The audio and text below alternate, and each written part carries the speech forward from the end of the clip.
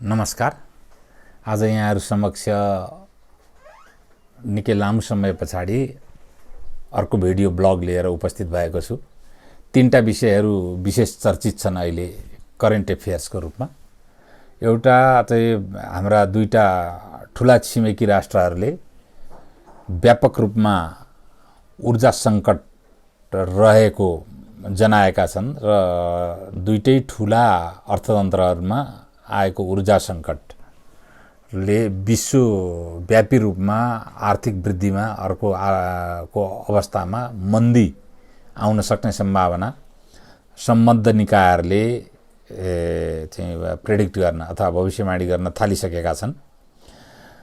अर्को महत्त्वपूर्ण चाहिँ विषय अहिले बंगलादेशमा जुन प्रकारले हिन्दूहरुमाथि हिन्दू अल्पसंख्यक र माथि जस्तो प्रकारको बर्बर लिन्चिङ भयो र त्यो लिन्चिङलाई लिएर जस्ता प्रकारका प्रतिक्रियाहरू नेपालका पनि सञ्जालहरुमा देखा परे। यो धेरै गम्भीर र विश्लेषणयोग्य विषय हो र तेस्रो भर्खरै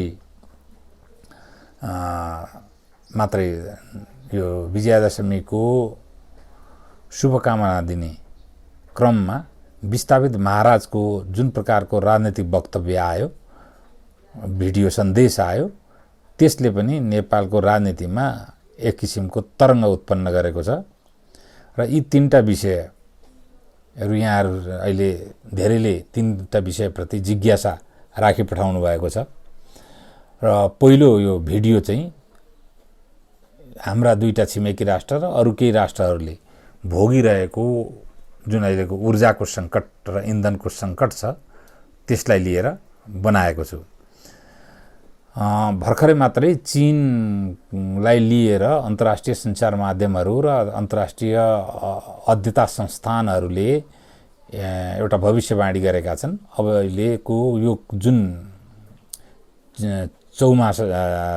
त्रिमासा छ त्यो त्रिमासाको उसको वृद्धि दर चाहिँ घटेर 4.9% मात्रै हुनेछ र पहिली आईएमएफ लगायतले जस्तो प्रकारको भारतको पनि आर्थिक वृद्धि दर कोभिड पछाडीको सर्ज भन्छ एकैचोटी उफ्रिने आर्थिक वृद्धि दर को भविष्यवाणी गरेका थिए। अहिले जुन ऊर्जामा आएको संकटले त्यो कम हुने आकलन गरेका छन्। अर्थात विश्वका दुईटा ठूला अर्थतन्त्रमा जुन प्रकारको वृद्धिमा गिरावट आउँदैछ यसले सापेक्षित रूपमा हामी जस्ता आश्रित अर्थतन्त्र अथवा सेटेलाइट इकोनोमी रहेका धेरै देशहरूलाई प्रभावित पार्नेछ र संसारको आपूर्ति प्रणाली मा पनि प्रभाव पर्ने परिस्थिति निर्माण भएको विश्लेषणहरू आइरहेका छन्। यसलाई गुगल गरेर धेरै कुराहरू तपाईहरुले हेर्न सक्नुहुनेछ र यसमा सबभन्दा अब दुईटा विषयले विशेष प्राथमिकता पायो। यो ऊर्जा संकट एउटा अब बिस्तारै जुन कार्बन उत्सर्जनलाई नियन्त्रण गर्ने अन्तर्राष्ट्रिय नीति अझ बाइडेन प्रशासन आएपछि त्यसमा शक्तिका साथ, किन रिपब्लिकनहरु त्यति शक्तिका साथ प्रस्तुत हुँदैन वातावरणको विषयलाई लिएर, तर डेमोक्र्याटहरु एकदमै यसलाई महत्त्वपूर्ण विषय ठान्छन् र संसारका अब उदारवादीहरु र ग्रीन रिभोल्युसन अथवा हरित क्रान्तिसँग सम्बन्धितहरुले त झनै यसलाई महत्त्वपूर्ण भन्ठान्छन्। त्यसकारण अब अहिले चाहिँ भारत र चीन माथि पहिलेदेखिकै त्यो दबाव हो, तर यो अहिले बाइडेन एडमिनिस्ट्रेसन आएपछि झन् त्यो दबाव तीव्रतर रूपमा अगाडि बढेपछि उनीहरुले पनि कार्बन उत्सर्जनको हिसाबले एकदमै कम असर गर्नका असर परोस् दुनियालाई भनेर एकदम स्ट्रिक्ट रेगुलेसन एकदमै सख्त नियमहरू राखे। त्यही किसिमले चीन त यसै पनि कम्युनिस्ट राष्ट्र सख्त नियमहरू झनै लागू गर्ने नै भयो। र दोस्रो के हो भने कोभिड जो लगभग 2 वर्षको कोभिड काल रह्यो, त्यो कोभिड कालमा आर्थिक मन्दी जुन किसिमले भएर गएको थियो त्यसले ऊर्जाको माग पनि अथवा विद्युतको माग ज्यादै घटेको अवस्था थियो। विद्युतको माग घटेको हुनाले अब भारत र चीन दुईटैमा विद्युतको सबभन्दा ठूलो स्रोत त कोइला त्यो कोइलाको माग पनि घट्यो। त्यसले गर्दाखेरि कोइला जुन कम्पनीहरूले कोइलाको खदानको ठेक्का लिएका थिए तिनीहरूले आफ्नो उत्पादन वात्तै घटाए। भारतमा त अझ पोहोर साल कोइलाको कस्तो भने ठिक समयमा त्यो खदानहरूको खानीहरूको अक्सन पनि भएन, लिलामी पनि भएन। त्यसले गर्दाखेरि पनि त्यो कोइला खानी लिलाममा लिएर उत्खनन गरेर कोइला बेच्ने कम्पनीहरूले राम्ररी काम गर्न पाइरहेको अवस्था थिएन। यो अहिले एकैचोटि कोभिड अलिकति नियन्त्रित भएपछि जसरी सामानहरूको माग बढेर उत्पादन जसरी बढेर गयो, त्यो उत्पादन बढेको अवस्थामा अपेक्षित रूपमा कोइला आपूर्ति गर्न ती कम्पनीहरूले सकिरहेका छैनन् र कोइलाको अभावले नै यो मुख्यतया अहिलेको विद्युत सङ्कट दुईटै देशहरूमा उत्पन्न भएको दुईटा कारण। एउटा स्ट्रिक्ट रेगुलेसन भयो, जस्तो पाए त्यस्तो कोइला प्रयोग गर्न पाइएन, त्यसमा एकदम उच्च गुणस्तरको कोइला प्रयोग गर्नु पर्यो, सल्फर कन्टेन्ट कम भएको, धेरै क्यालोरिफिक भ्यालु भन्छ नि, थोरै कोइला बाल्दाखेरि धेरै इनर्जी निक्लिने, त्यसबाट कार्बन डाइअक्साइड धेर ननिक्लिने त्यस्ता कोइलाहरू उच्च गुणस्तरका एन्थ्रासाइड कोइलाहरू भनेर भन्छ, त्यो अर्को प्राविधिक कुरा हो। त्यस्ता कोइलाहरू प्रयोग गर्नुपर्ने, त्यस्ता कोइलाको प्राप्यता कम। अब त्यस्तो दोयम दर्जाको कोइला प्रयोग गर्न नपाउने परिस्थिति आयो। यसले गर्दाखेरि पनि उत्पादनमा धेरै ठुलो असर पर्न गएको छ विद्युत उत्पादनमा। त्यो वातावरणीय कारणले नै कोइलाहरूको आपूर्तिमा पनि प्रभाव पारेको स्थिति देखिन्छ। अब सँगसँगै कस्तो हो भने अब गुणस्तरीय कोइला भारत र चीन दुईटैले अस्ट्रेलियाबाट पनि आपूर्ति गर्ने गर्थे। अहिले जुन प्रकारको यो सम्बन्ध विश्वमा जस्तो प्रकारको तनाव चीन भर्सेस अमेरिका परस्थ राष्ट्रहरूको तनाव वृद्धि भइरहेको छ, त्यसले पनि चीनको कोइला आपूर्ति प्रणालीमा असर गर्यो। यी कारणहरूले दुईटै देशमा अहिले इनर्जीको अर्थात् ऊर्जाको ठुलो सङ्कट उत्पन्न भएको छ र सँगसँगै र ऊर्जाको अर्को सङ्कट पनि उत्पन्न भएको छ, त्यो हो पेट्रोलियम प्रोडक्टहरूको। स्वाभाविक रूपले अब कोइलाहरूमा कमी आएपछि पेट्रोलियम प्रोडक्टमाथि दबाब पर्न गयो र पेट्रोलियम प्रोडक्टको अहिले मूल्य संसारभरि बढेकै अवस्था छ। यसले आर्थिक मात्रै समस्याको रूपमा नभएर अब यसले सामाजिक र राजनीतिक समस्या समस्याको स्वरूप चाहिँ ग्रहण गर्न थालिसक्यो। भारतमा दिल्लीका ऊर्जा मन्त्रीले त यहाँसम्म भने कि उचित रूपमा व्यवस्थापन भएन कोइलाको भने अब पुरै चाहिँ धेरैवटा पावर प्लान्टहरू बन्द भएर दिल्ली पुरै ब्ल्याकआउट हुन सक्ने सम्भावना छ भनेर पनि चेतावनी दिइसकेका छन्। अहिले त्यही चेतावनी श्रीलङ्कामा पनि दिएको छ र धेरैवटा प्रान्तमा त्यो चेतावनी चीनमा पनि दिइसकिएको छ। यसमा अर्को पनि एउटा पक्ष त्यतिकै महत्त्वपूर्ण छ।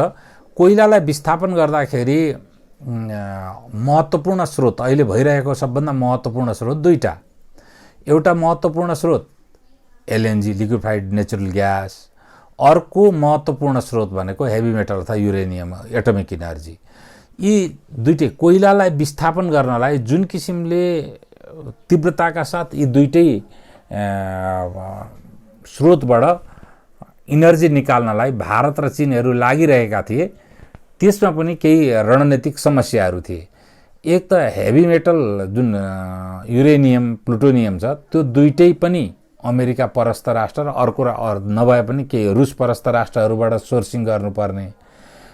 नेचुरल ग्यासको हकमा त सर्वाधिक सोर्सिङ गर्नुपर्ने कि रुससित आश्रित हुनु पर्यो कि अमेरिकासित आश्रित हुनु पर्यो। यस्ता ठुला शक्ति राष्ट्रहरू, आर्थिक शक्ति अथवा सैन्य शक्ति राष्ट्रहरू इनर्जीको स्रोतको रूपमा पूर्ण रूपेण अर्को राष्ट्रसित आश्रित हुनुपर्ने अवस्था पनि निर्माण गर्न चाहँदैनथे। यो स्थितिले गर्दाखेरि अहिले आएर उनीहरूले नेचुरल ग्यास र एटमिक इनर्जीमा त्यस किसिमले अगाडि बढ्न पनि सकेनन्। अब कोइलाबाट पनि यो समस्या पर्यो। अझ चीनको परिस्थिति हेर्ने हो भने त कस्तो स्थिति आयो भने भारतको भन्दा पनि यति सख्त रुलहरू, वातावरणसित सम्बन्धित रुलहरू उनले चीनमा निर्माण गरिए। सी जिनपिङले भर्खर केही समयदेखि लागू गरे। त्यो चाहिँ अहिले के भन्न थालिएको छ भने कृषि क्रान्ति गर्छु भनेर माओ जेदुङले यो भँगेराको तपाईहरुले गुगल गर्न स्प्यारोको एउटा ठुलो प्रकरण छ, भँगेरा मार्ने प्रकरण सुरु गरे। भरे भँगेरा मारिसके सबै भँगेरा मार्दाखेरि कस्तो स्थिति भयो भने भँगेराले किरा खाने, किराले सबै बाली नष्ट गरिदिने स्थिति आयो। फेरि भँगेरा उत्पादन गर्नु पर्यो भनेर भँगेरा उत्पादन गर्न रसियातिरबाट भँगेरा लिएर आउनुपर्ने स्थिति, यो बडो अचम्मको स्थिति निर्माण भएको थियो माओका पालामा। अनि त्यस्तै गरेर अहिले जुन वातावरण जोगाउनका लागि एकदम त्यो अपरिहार्य पनि थियो, सख्त नियमहरू लागू गर्दाखेरि आर्थिक वृद्धिमा र आर्थिक क्रियाकलापमा त्यो ठ्याक्कै त्यही कृषिमा जस्तो असर पर्यो त्यस्तै असर पर्ने सम्भावनाको विश्लेषण पनि केही विश्लेषकहरूले राख्न थालेका छन्। अब चीन र भारतको व्यवस्था मन्दीमा गएपछि त संसारले एउटा मन्दी त भोग्नै पर्छ। त्यो अब मन्दीले नेपाललाई पनि असर गर्छ, त्यसकारण नेपालको पनि यसमा चाहिँ गहिरो चाख हुनु स्वाभाविकै हो। अब अर्को मैले समस्या गरेको थिएँ, पेट्रोलियम प्रोडक्टको उत्पादन एकदमै मूल्य असाध्यै बढेर गयो। अब यो सँगसँगै के भने हामी जस्ता देश त हामी श्रीलङ्का जस्तो देशमा चाहिँ विदेशी मुद्राको रिजर्भ पनि घटेर गयो। नेपालको पनि घट्दैछ, श्रीलङ्काको त मैले कुरै गर्नु परेन, पहिले एउटा भिडियो बनाइसकेको छु। भर्खरै अहिले पेट्रोलियम प्रोडक्टलाई खरिद गर्न सरकारसित विदेशी मुद्रा नभएर भारतसित 500 मिलियन US डलर 50 करोड अमेरिकी डलर बराबरको करेन्सी स्वापको सहायता श्रीलङ्काले मागेको छ। अहिले श्रीलङ्काको हालत त्यो भइसकेको अवस्था छ। अब हाम्रो हालत पनि अब अहिले कस्तो छ मैले भनिराखिन, फेरि धेरै राष्ट्रवादीहरूलाई चित्त दुख्ने अवस्था आउन सक्छ। अब यसलाई मैले दुईटै हाम्रा छिमेकीलाई र अरू पनि देशहरूमा छ, मैले छिमेकीको उदाहरण दिँदा हामीहरूलाई बढी बोधगम्य पनि हुन्छ। परेको समस्याबाट नेपाललाई के असर पर्ला? अब हेर्नुहोस्, नेपाललाई यसलाई दुई चाहिँ कोणबाट मैले विश्लेषण गरेको छु। एउटा यसको असर के पर्ला भन्ने र त्यसबाट कसरी पार पाउने उपाय के हुन सक्छ। दोस्रो, यसलाई हामीले अवसरको रूपमा कसरी परिणत गर्न सकिन्छ। सबभन्दा महत्त्वपूर्ण कुरा भनेको यस्ता चुनौतीलाई अवसरमा परिणत गर्नुपर्ने हो।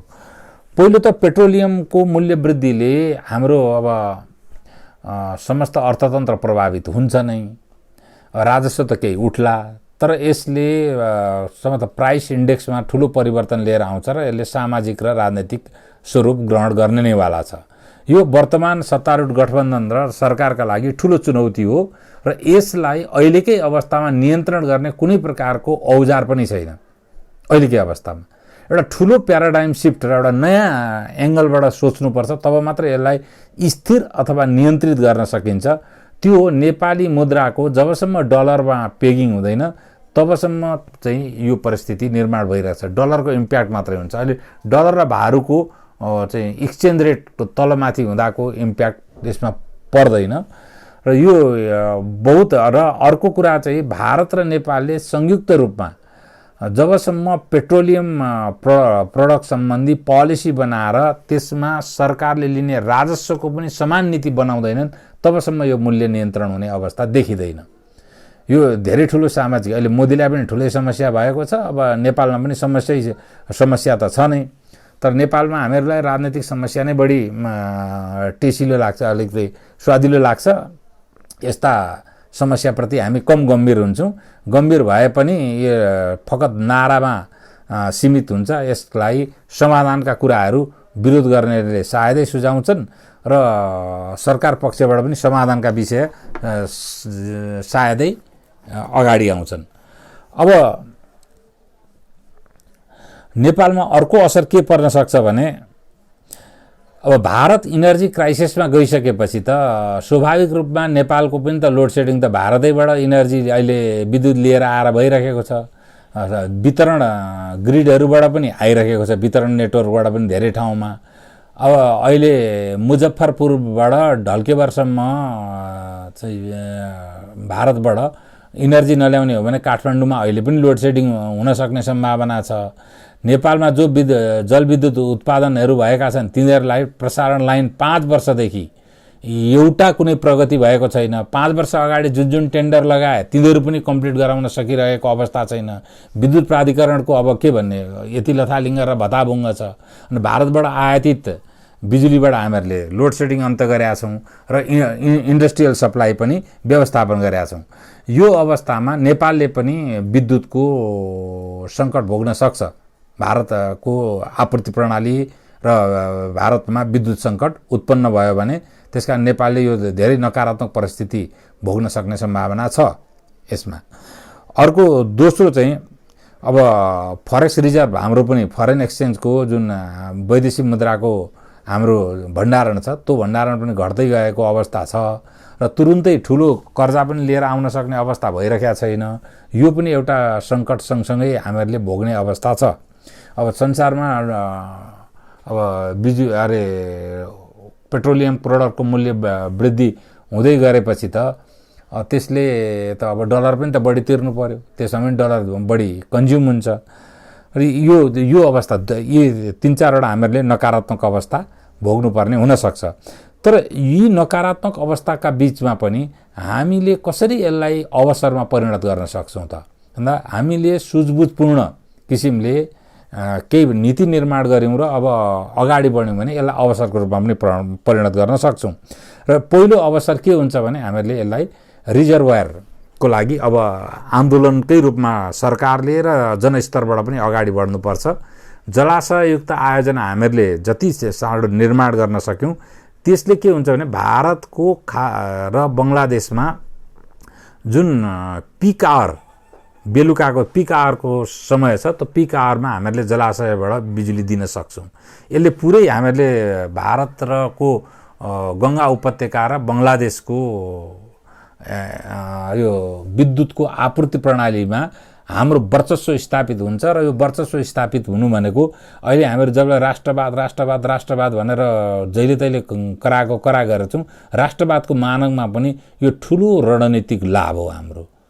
हाम्रो हात माथि हुने कुरा हो। जहिले तहिले मगन्ते रिजर्भयरहरू बनाउनै नदिने, भारतको चाहिँ नेपालमाथि निर्भरता हुनै नदिने, त्यसैले राष्ट्रवाद ठान्ने र निर्भरता बढेकै जाने। अनि तपाईँको चाहिँ मतलब यो नाङ्गो भएर नाङ्गा भोका नाङ्गाहरूको राष्ट्रवाद चाहिँ लामो समयसम्म टिक्न सक्दैन। काहीँ न काहीँ गरेर सम्झौता गर्नै पर्छ। अनि जहिले नाक रगड्नुपर्ने परिस्थिति आउँछ। हाम्रो परिस्थिति त्यही हो। त्यसकारण अहिले यो उपयुक्त समय छ कि वातावरणीय कारणले पनि अब रिजर्भयर बनाउनु पर्छ। र दोस्रो चाहिँ अब विद्युत आपूर्तिको व्यवस्थापनका लागि पनि रिजर्भयर बनाउनु पर्छ। यसका लागि नेपालको रिजर्भयरमा वातावरणीय आधार र इनर्जी आपूर्ति, विद्युत आपूर्तिको आधार र पानी आपूर्ति प्रणालीको आधार, तीनटै आधारलाई अगाडि सारेर अहिले यो भारत र बङ्गलादेशसित सहकार्य गर्ने उचित अवसर हो हाम्रो लागि। चीन धेरै टाढा पर्छ। हामीहरूले चीनलाई, हाम्रो पानीको अर्थ छैन, चीनलाई हाम्रो विद्युतको पनि धेरै चाहिँ मतलब हाई अल्टिट्युड ट्रान्समिसन लिएर जानुपर्ने हुनाले त्यत्रो अर्थपूर्ण कुरो होइन चीनका लागि। तर भारत र बङ्गलादेशका लागि यो अर्थपूर्ण कुरा हो। र भारत र बङ्गलादेश एकअर्का चाहिँ अल्ट्रा हाई भोल्टेज नेटवर्कबाट एकअर्कासित जोडिसकेको हुनाले नेपालको विद्युत पनि आपूर्ति गर्न सकिन्छ। अब एक दुईजना लेँडे र पेँडे तर्कहरू आउँछन्, नेपालमै उपयोग गर्नुपर्छ या त्यहाँ नेपालमा पनि उपयोग गर्न सकिन्छ। तर नेपालमा उपयोग गर्ने भन्दा धेरै मात्रामा हाम्रो विद्युत चाहिँ उत्पादन हुने हुनाले यो हाम्रो प्रडक्ट हो। जसरी क्यानाडाले विद्युत बेच्छ त्यसरी नै हामीहरूले पनि बेच्नुपर्ने प्रडक्ट हो। जसरी भुटानले विद्युत बेच्छ त्यसरी नै हामीहरूले पनि विद्युत बेच्नुपर्ने प्रडक्ट हो। हाम्रो मेन एउटा निर्यात गर्ने विषय नै यो हो। हामीहरूमा त त्यसलाई इन्डस्ट्रीमा प्रयोग गरेर इन्डस्ट्रियल प्रोडक्ट बेच्नका लागि त्यति सहज अवस्था छैन हो। केही चाहिँ हामीहरू आयात प्रतिस्थापन गर्न चाहिँ हामीलाई सहज हुन्छ। अब दोस्रो हामीहरूले बहुतै महत्त्वपूर्ण कुरा अहिले यो अध्यायमा उठाउनु पर्ने परिस्थिति छ। अब दुईटै हाम्रा छिमेकी राष्ट्रहरूले दोयम स्तरको भनौँ न कोइला पनि प्रयोग गरेर इनर्जी आपूर्ति प्रणालीलाई सहज बनाएनन् भने धेरै ठुलो अप्ठ्यारोमा पर्छन्। त्यसकारण अहिले पुरै कोइला खानीहरूको उत्पादन बढाएर कोइला आपूर्ति गर्नलाई दुईटै देश लागि परेका छन्। यसको अर्थ के हो भने अब फेरि कार्बन उत्सर्जन यो हिमाली क्षेत्र हाम्रो दुवैतिरबाट व्यापक रूपमा हुनेछ र हाम्रो हिमाली क्षेत्र र हाम्रो हिमाली क्षेत्रको र पहाडी क्षेत्रको पर्यावरणमा यसको असर त पर्ने नै वाला छ। भारत र चीनबाट जति कार्बन उत्सर्जन हुन्छ त्यसको आएर त पुरै तिब्बत र तिब्बत वरिपरिका हिमाच्छादित भूभागमा त त्यसको असर पर्छ। यो त यो अध्ययनले देखाएकै कुरो हो। यो अवस्था आउने भएको हुनाले यसलाई निराकरण गर्नका लागि अब हिमाच्छादित भूभाग घट्ने, पानी पर्यापरै गर्ने, यसपालि पनि नोटिस गर्नु पर्ला कति पानी पर्यो, पानी पर्यापरै गर्ने, अनि ठुलो बाढी बर्खामा भेलबाढी हुने, हिउँदमा हिउँ पग्लिन नपाएर नदीहरू सुक्ने अवस्था, यस्तो जुन एउटा विपरीत अवस्था आएको छ यसबाट पार पाउन पनि सबभन्दा उत्तम उपाय भनेको पानीको रिजर्भोयरहरू नै बनाउने हो। त्यो रिजर्भोयरलाई वातावरणलाई र अथवा पानीको आपूर्ति प्रणाली, पानीको ब्याङ्किङ सबै कुरालाई र ऊर्जाको सुरक्षा यी सबै विषयलाई लिएर अब अपरिहार्य चाहिँ वातावरणको विरुद्धको परियोजना होइनन् कि अब यस्ता जलाशय भनेको वातावरण पक्षीय परियोजना हुन्। यो कुरालाई प्रधानमन्त्री अब स्कटल्यान्ड जाँदै हुनुहुन्छ वातावरण सम्मेलनमा भाग लिन, एकदमै महत्त्वका साथ प्रधानमन्त्रीले राख्नुपर्छ यो पक्षलाई। र जसरी कार्बन इमिसन गरेर हाम्रो हिमालय क्षेत्रलाई असर पारेका छन् त्यसको निराकरणका लागि हामीहरू जुन रिजर्भोयरहरू बनाउँछौँ, रिजर्भोयर बनाउने कुरामा यी सबै कुराको गणित गरेर हाम्रा छिमेकीहरूले त्यसमा हामीहरूलाई अनुदान प्रदान गर्नुपर्छ। किनभने उहाँहरूले साह्रै धेरै कार्बन उत्सर्जन गरेका छन् दुईटै हाम्रा छिमेकीहरूले। यो कुरालाई प्रधानमन्त्रीले स्कटल्यान्डमा एकदम जोडतोडका साथ अगाडि बढाउनुपर्छ। यो कुरो अगाडि आएर एउटा सहमति बन्यो भने यो हाम्रो लागि ठुलो अवसर हुनेछ। त्यसकारण अहिलेको जुन विद्युत सङ्कट उत्पन्न भइरहेको छ हामीहरूका छिमेकीहरूमा त्यसलाई हामी अब प्रतिक्रियात्मक जहिले तहिले चाहिँ त जल उत्पन्न राष्ट्रियताको प्रकोपलाई पक्रिएर सँगसँगै सती जाने र पीडित हुने अथवा अवसरको रूपमा परिणत गर्ने यो हाम्रै हातमा छ। आजलाई यति मात्रै। अरू दुईटा विषय लिएर मेरा ब्लगहरू सरासर आउने नै छन्। भवतु सर्व मङ्गलम।